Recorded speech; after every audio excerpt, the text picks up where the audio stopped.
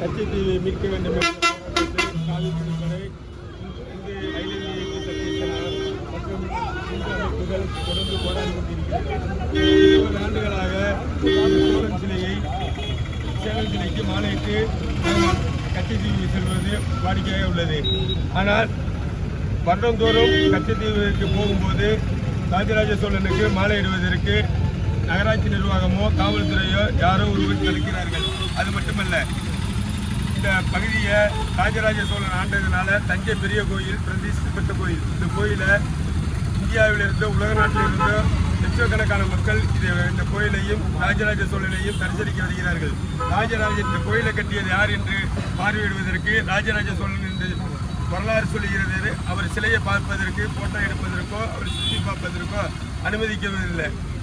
தொடர்ந்து இந்த கூட்டு போட்டு ராஜராஜ சோழனை சிறை வைத்துக் கொண்டிருக்கிறார்கள். அவர் இந்த கேட்டை திறந்து வைக்க வேண்டும், இந்த சிலையை பராமரிக்க வேண்டும், இது பூங்கா அமைக்க வேண்டும்.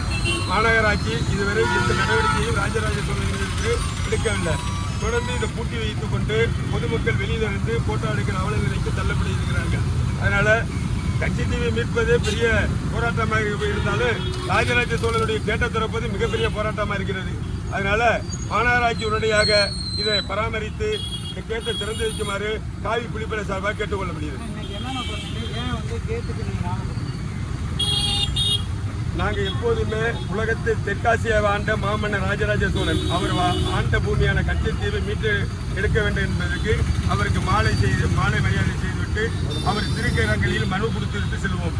ஆனால் இன்றைக்கு அந்த அவலன் கேட்டு துறக்காதனால இதில் கேட்டுக்கே அந்த மாலையை சமர்ப்பிக்கிற சூழல் நடந்துவிட்டது.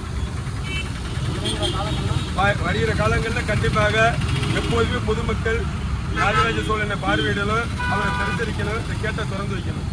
இல்லை என்றால் மாநகராட்சி முற்றுகை போராட்டம் எங்கள் இயக்கத்தின் சார்பாக நடத்துவோம். அவருக்கு உயரமான சிலையை வைக்கணும்.